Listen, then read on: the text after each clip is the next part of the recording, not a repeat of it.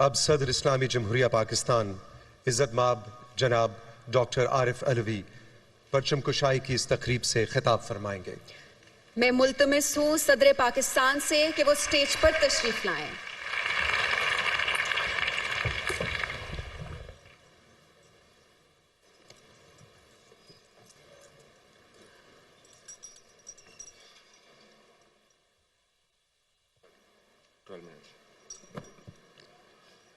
بسم اللہ الرحمن الرحیم۔ قوم کو، آپ سب لوگوں کو، بہنوں کو، بھائیوں کو، پاکستانیوں کو قوم کا 77واں یوم آزادی آپ سب کو مبارک ہو۔ اور اس موقع پر سب سے اچھی چیز یہ ہوگی کہ میں بانیان پاکستان کو خراج تحسین پیش کروں، جنہوں نے پاکستان کے لیے جد و جہد کی اور پاکستان بنا کر ہمارے ہاتھ میں دے دیا۔ میں بالخصوص اس بات کا ذکر کروں گا کہ کبھی کبھی ہماری ذہنوں سے یہ بات اوجھل ہو جاتی ہے کہ 1857 کی جنگ آزادی سے یہ معاملہ بہت صفائی کے ساتھ شروع ہوا، اور اس زمانے کے متعلق یہ کہا جاتا ہے ہمارے شہیدوں کی داستان وہاں سے شروع ہوئی۔ اس زمانے کے متعلق یہ کہا جاتا ہے کہ دہلی کے گلیوں، بازاروں میں اور دیواروں میں مسلمانوں کا خون رچا ہوا تھا، اور مہینے بھر تک اس کی خوشبو فضاؤں میں گھلتی رہی۔ وہاں سے جد و جہد شروع ہوئی۔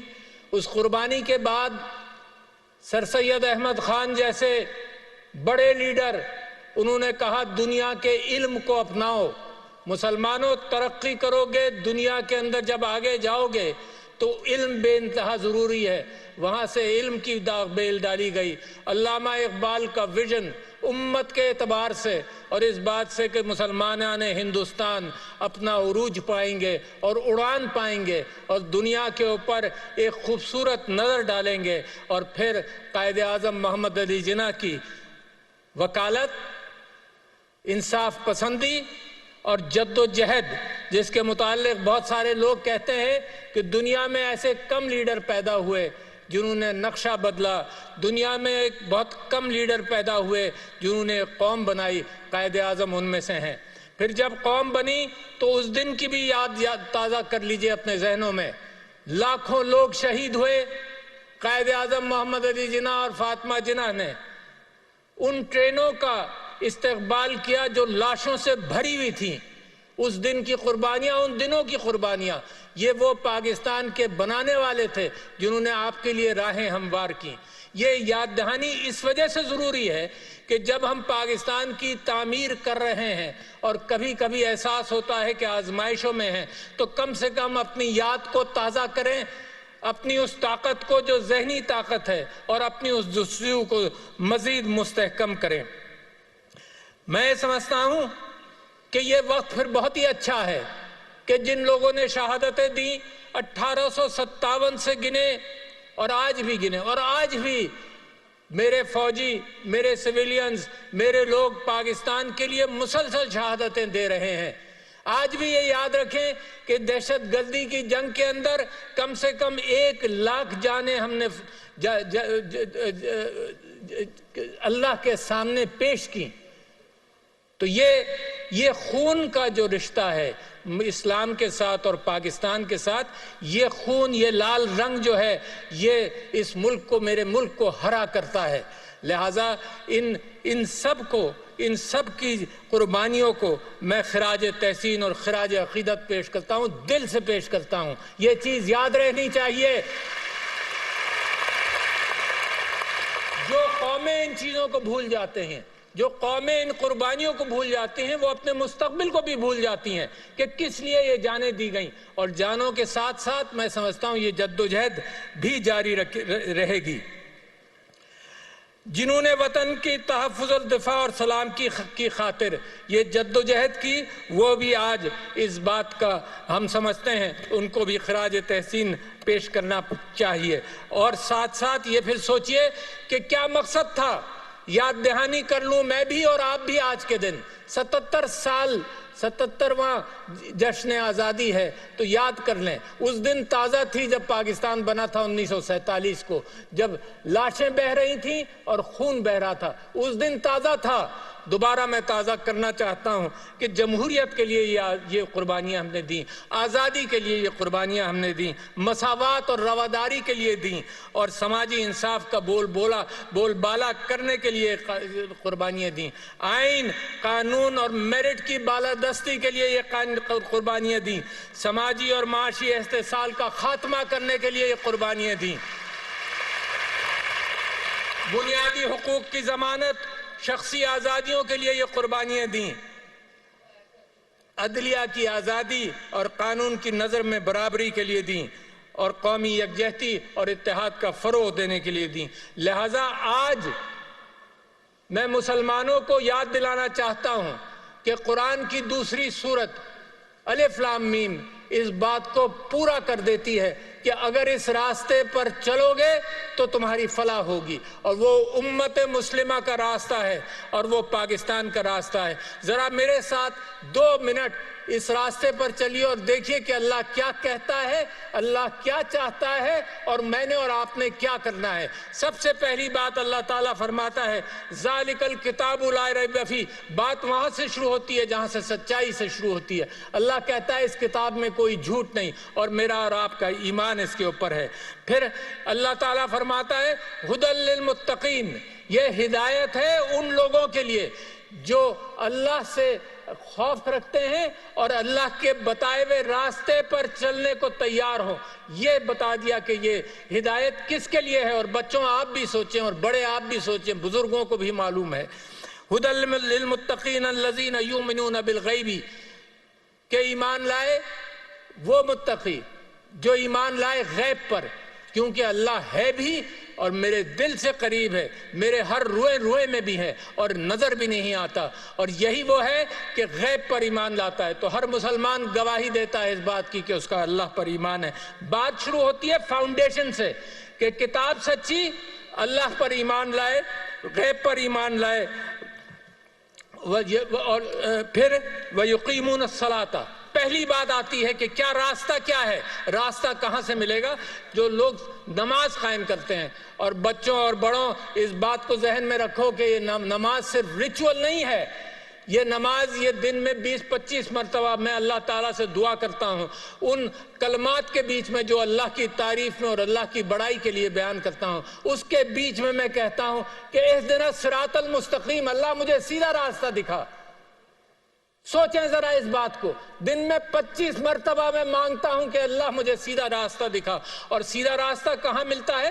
سیدھا راستہ سارے قرآن میں ملتا ہے، سیدھا راستہ میرے اسوہ حسنہ میں ملتا ہے، سیدھا راستہ میرے خلفائے راشدین کی زندگیوں میں ملتا ہے، سیدھا راستہ اللہ نے منور کر دیا ہے، مگر پھر بھی میں دعا کرتا ہوں اللہ سے کہ سیدھا راستہ مجھے دکھا دے، یہ قرآن کے اندر۔ اور پھر نماز کے ساتھ پھر اللہ تعالیٰ ایک ذمہ داری عائد کرتا ہے، وہ کہتا ہے مما رزقناہم ينفقون، کہ جو تم کو دیا اس میں سے تم اللہ کے راستے میں نکالو، جو تمہیں کھانے کے لیے دیا، جو رزق دیا، مال و دولت تو بات کی بات ہے، اس بنیاد پر میری قوم بنتی ہے، اس بنیاد پر مسلمان کی امت بنتی ہے کہ جو اللہ نے دیا یہ اللہ کا ہے۔ یہ نیشن سیکولر سٹیٹ سے ہٹ کر یہ اسلام کا دعویٰ ہے کہ یہ سب چیز اللہ کی ملکیت ہے، ہولڈ مت کرو اللہ کے راستے میں، وَمِمَّا رَزَقْنَاهُمْ يُنْفِقُونَ۔ تو میں یہ کہتا ہوں کہ پاکستان کے لیے اور اسلام اور امت مسلمہ کے لیے یہ راستے کا جو تعین کیا گیا ہے اس کے اندر سب سے بنیادی چیز ہے۔ میرے نبی صلی اللہ علیہ وسلم نے 2 کام سب سے زیادہ کیے ریاست بنانے سے پہلے، ایک یہ کہ خیرات کی، غریبوں کا خیال کیا۔ ساری زندگی ان کی مکی زندگی کے اندر آپ یہی چیز دیکھیں گے، اور مدنی زندگی میں بھی دیکھیں گے، ریاست بنانے کے بعد بھی غریبوں کا خیال کیا، وَمِمَّا رَزَقْنَاهُمْ يُنْفِقُونَ، اور انصاف کیا۔ اگر یہ 2 چیزیں مسلمانوں کی ریاست میں کم ہو جائیں تو اللہ کی برکت نہیں آتی۔ تو لہٰذا میرے دوستوں بھائیوں، میں وہاں سے بات شروع کرتا ہوں، اور انصاف کے حوالے سے میں آپ سے یہ کہوں کہ بڑی قرآن بھرا ہوا ہے ان ہدایتوں سے انصاف کے اندر ایک واقعہ مجھے یاد آتا ہے حضرت داؤد علیہ السلام کا کہ دو فرشتے آئے, انہوں نے اپنا مقدمہ بیان کیا اور ایک کی بات سن کر حضرت داؤد نے فیصلہ کر دیا. دیکھو انصاف کے لیے اللہ تعالیٰ قرآن میں ہدایت دیتا ہے کہ کیسے کرو, دوسرے فریق کو بھی سنو. اس بات پر یہ بات اللہ تعالیٰ کو ناگوار گزری اور حضرت داؤد معافی مانگتے رہے, اللہ تعالیٰ نے پھر ان کو معاف کیا. تو لہٰذا انصاف کے لیے ضروری ہے کہ فریقین کو سنا جائے, انصاف کیا جائے. جس ملک میں انصاف کم ہو جائے گا اس ملک کے اندر سارا نظام تتر بتر ہونے کا امکان ہے, لہٰذا اس سے گریز کرو.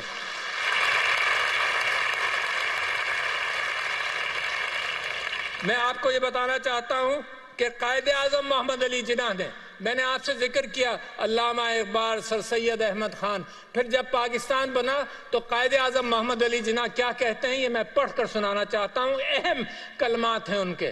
وہ کہتے ہیں کہ اسلام ہماری زندگی اور ہمارے وجود کا بنیادی سرچشمہ ہے. ہم نے پاکستان کا مطالبہ زمین کا ایک ٹکڑا حاصل کرنے کے لیے نہیں کیا تھا, بلکہ ہم ایک ایسی تجربہ گاہ حاصل کرنا چاہتے تھے جہاں اسلام کے اصولوں کو آزما سکے اور اسلام قائم کریں. یہ اسلامیہ کالج میں 13 جنوری 1948 کو قائد اعظم نے فرمایا. تو میں یہ سمجھتا ہوں کہ بدقسمتی ہے کہ ہم اس راستوں سے اگر دوری کریں گے تو معاملات خراب ہوں گے. قائد اعظم نے کیا فرمایا؟ قائد اعظم نے کہا جابری والی بیماری سے نکلو, نیپاٹزم اقربا پروری سے نکلو, میرٹ کو فروغ دو, اتحاد کرو آپس میں, سماجی و معاشی انصاف کرو. میں یہ سمجھتا ہوں کہ اسلام کی بتائی ہوئی اقدار کو ہمیں اپنانا چاہیے, اور اگر آپ اسلام کی بتائی ہوئی اقدار کو اپناتے ہیں تو میری امت میں میرے نبی صلی اللہ علیہ وسلم نے اور خلفائے راشدین نے اس کی زندگی بھر مثال دی. میرے نبی صلی اللہ علیہ وسلم پیٹ پر پتھر باندھتے تھے, لوگوں کو کھلاتے تھے. میرے خلفائے راشدین نے مسلسل اس بات کا اہتمام کیا کہ لوگوں کے اندر وہ ہمدردی رہے, غربت کا خاتمہ ہو. سب سے بڑی بات کہ غربت کے خاتمے کی کوشش کی. جب مال و دولت آتا تھا تو ایک ایک دن کے اندر لاکھوں درہم بانٹ دیا کرتے تھے. بی بی عائشہ رضی اللہ عنہا کے پاس لاکھوں درہم آئے, سارے دن میں بانٹ دیے. کوئی بینکوں کا تصور نہیں ہوتا تھا, یقیناً بینک بھی ضروری ہوں گے, مگر ایک دن میں بانٹ دیے.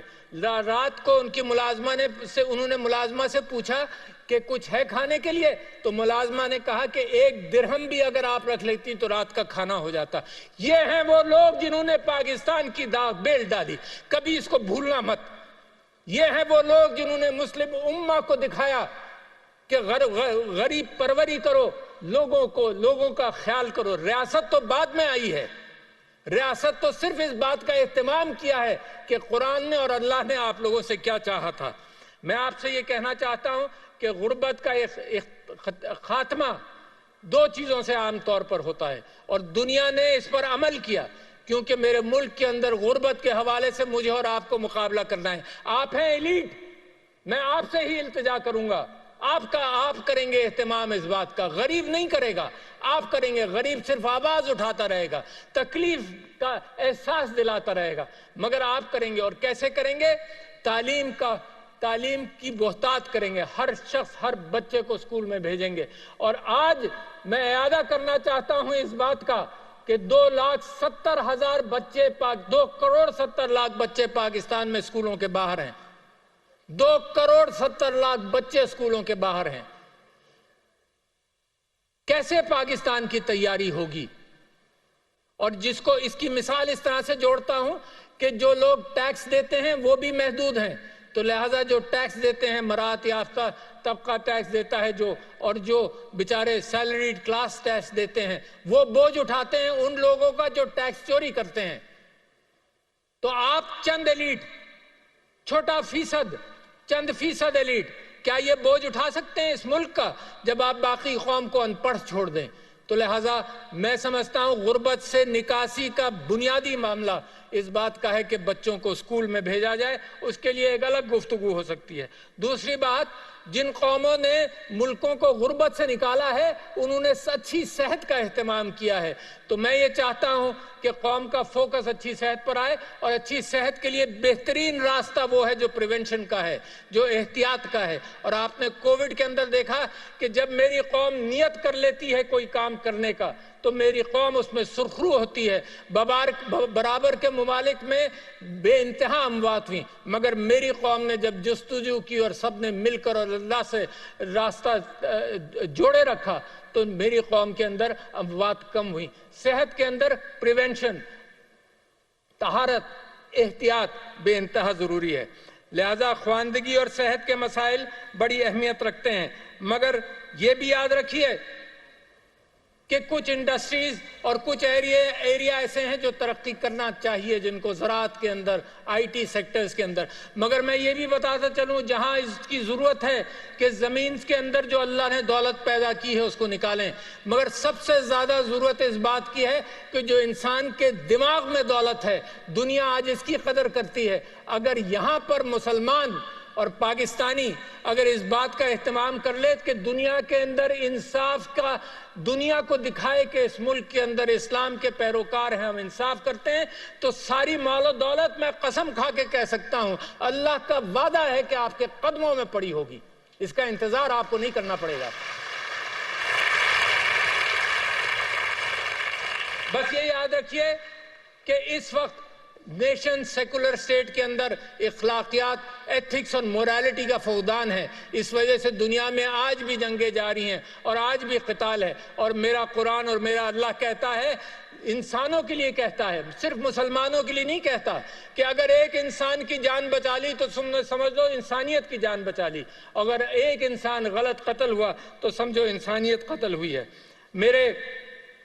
میں جو آپ سے بات کرنا چاہتا ہوں اس کے اندر ایک بڑی چیز یہ ہے کہ میں آج کل کے سیاستدانوں سے اور سٹیک ہولڈر سے یہ بات کرنا چاہتا ہوں کہ عفو اور درگزر، فرگیونس کو اپناؤ۔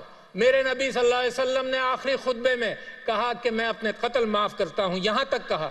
معیشت کے لیے انہوں نے کہا کہ قرضہ معاف نہیں ہوگا، کیونکہ معیشت چلتی قرضے کی بنیاد پر ہے، مگر لوگوں کے اندر منافرت کم کرنے کے لیے انہوں نے عفو درگزر کے حوالے سے قتل معاف کیے۔ اور میں سمجھتا یہ ہوں کہ یہ جو میری ملک کی ڈیمانڈ ہے میرے لوگوں سے اور لیڈران سے، وہ یہ ہے کہ اکٹھا ہو جاؤ۔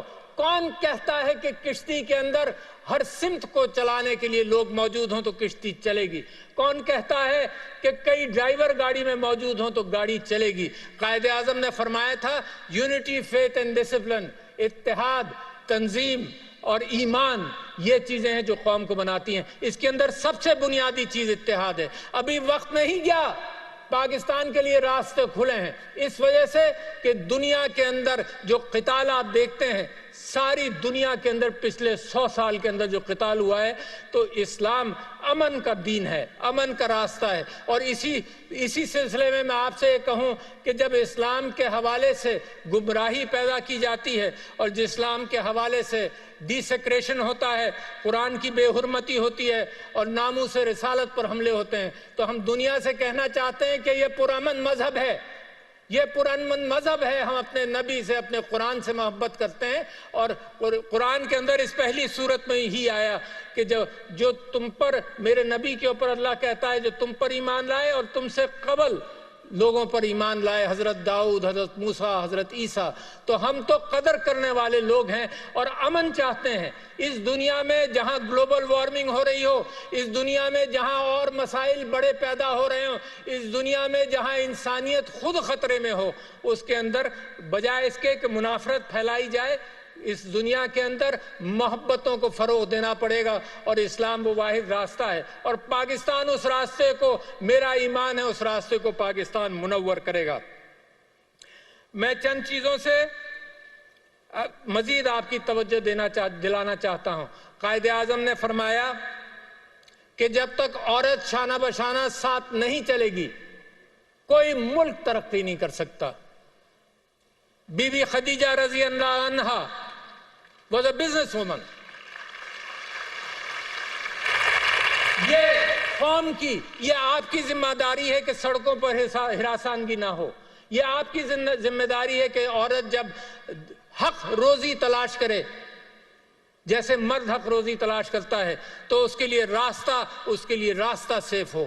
ورنہ نتیجہ یہ ہے کہ پاکستان نصف آزادی کو پوری طرح سے اپنے جی ڈی پی کے اندر اور اپنی محنت مزدوری کے اندر جب استعمال نہیں کر پا رہا تو ترقی نہیں ہوگی. قائد اعظم اپنی بہن کو اپنے ساتھ رکھا اور قائد اعظم کے ایک واقعہ بڑا مشہور ہے کہ اپنی بیوی کے ساتھ جب وہ ایک جلسے میں لکھنؤ میں گئے تو وہاں باہر روک لیا گیا ان کو، مریم جناح کو. تو قائد اعظم گاڑی میں بیٹھے تھے، وہ واپس آئیں کہ جلسے میں مجھے نہیں جانے دے رہے. تو قائد اعظم نے اپنی جیب سے اپنا انویٹیشن کارڈ اس کو دیا کہ اب تم کو کوئی نہیں روکے گا. تو یہ وہ لیڈران ہیں میرے نبی صلی اللہ علیہ وسلم سے چل کر جنہوں نے عورت کی وراثت قرآن کے اندر اللہ تعالیٰ نے ڈال دی، جبکہ مغرب میں وراثت 20ویں صدی کے شروعات میں آئی. تو یہ آپ کو ایج تھا اور آپ کو ایج ہے اور دنیا آپ سے آگے نکل جائے. تو میری آپ سے درخواست یہ ہے کہ پسے ہوئے طبقے کو اٹھاؤ گے تو ترقی کرو گے. جس کے اندر ان پڑھ بچے، جس کے اندر ان پڑھ بچوں کو اور جس کے اندر عورت کو تحفظ فراہم کر کے آگے لایا جائے. یہ وہ چیزیں ہیں جس کی یاد دہانی میں کرا رہا ہوں، کوئی نئی بات میں نہیں کر رہا. یہ وہ جس کا تجدید عہد ضروری ہے، جس دن سالگرہ ہو اسی دن تجدید عہد ہو کہ یہ ہم کرنا چاہتے ہیں. میں آپ لوگوں سے یہ بات کرنا چاہتا ہوں، اپنے کشمیری بھائیوں کے ساتھ یکجہتی کا اظہار کرنا چاہتا ہوں کہ اقوام متحدہ کی قراردادوں کی بنیاد پر ہم یہ سمجھتے ہیں کشمیر بنے گا پاکستان. ہم یہ جانتے ہیں کہ ان کے اوپر ظلم اور ستم ہو رہا ہے. ہم یہ کہتے ہیں کہ ہم انشاءاللہ کشمیر جب بنے گا پاکستان تو آج ہم دنیا سے درخواست کرتے ہیں کہ ہم نے اقوام متحدہ پر بھروسہ کر کر اپنا فائل اقوام متحدہ دنیا کی اقوام کے سامنے رکھا اور آج تک اس کے اوپر کوئی عمل نہیں ہوا. تو ان کو ہم اپنی دوستی اور اپنا ساتھ ہم ان کو بتانا چاہتے ہیں کہ ہم ساتھ کبھی نہیں چھوڑیں گے. دوسرے، میں تمام اسلامی ممالک، اپنے دوست ممالک، تمام ممالک کا شکریہ بھی ادا کرنا چاہتا ہوں کہ ہماری ضرورت کے وقت وہ ہماری مدد بھی کرتے ہیں، جس میں چین، سعودی عرب، متحدہ عرب امارات، ایران، ترکیہ، خلیجی ممالک، OIC اور دیگر دوست ممالک کا خاص طور پر شکریہ جنہوں نے ہر مشکل میں ہمیں آسانی کا راستہ دکھایا. اور اپنی گفتگو کا اختتام کرنا چاہتا ہوں قرآن کی آخری سورت پر، قُلْ اَعُوذُ بِرَبِّ النَّاسِ مَلِكِ النَّاسِ الٰهِ النَّاسِ. اس کا ترجمہ جو ہے وہ سنیں. میں پناہ مانگتا ہوں پھر کہ دیکھو، جب میں نے آپ سے گزارش کی کہ اسلام کا راستہ، اپنا کردار، اپنے گھر، ہر چیز کے اندر کردار کو پختہ کرو، تو پھر اس کے ساتھ ساتھ میں یہ چاہتا ہوں اس بات کو میں کلوز کروں 2 چیزوں پر. ایک تو یہ ہے کہ اللہ تعالیٰ فرماتا ہے کہ پناہ مانگو اللہ سے، اپنے رب سے، اپنے الہ سے، کہ جو لوگ وسوسے ڈالتے ہیں دل میں. پھر ڈاؤٹ سے نکل جاؤ. پھر قائد اعظم کی بات کہ ایمان پر پورا ایمان رکھو، ڈاؤٹ سے نکل جاؤ. تو لہٰذا یہ بہت ضروری ہے کہ کوئی بھی کہے کہ پاکستان ایسا، پاکستان ویسا، میں آپ سے وعدہ کرتا ہوں، آپ اپنے آپ سے وعدہ کیجئے کہ پاکستان بہترین ترقی یافتہ ملک بنے گا. چند سالوں کی بات ہے، اس سے زیادہ کی نہیں، اگر آپ نے دامن پکڑ لیا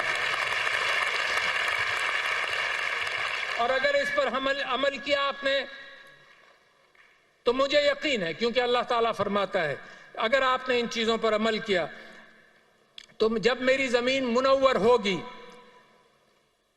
جب میرے لوگوں کا سورج چمکے گا اور جب افلاس مٹے گی، جب ملک میں محبتیں بڑھیں گی، جب تعلیم سب کو ملے گی، جب انصاف کا بول بالا ہوگا، جب آئین کا وعدہ پورا ہوگا، تب اللہ بشارت دیتا ہے قرآن کی دوسری سورت کے اندر، اولئک علی ھدی من ربہم واولئک ھم المفلحون، کہ یہ وہ لوگ ہیں جن کو اللہ کی ہدایت پہنچ گئی اور یہ وہ لوگ ہیں جنہوں نے فلاح پایا. تو جب اللہ کی بشارت ہوگی تو میں یقین دلاتا ہوں آپ کو کہ آج بھی میری آواز نکلتی ہے پاکستان کے لیے، پاکستان پائندہ باد.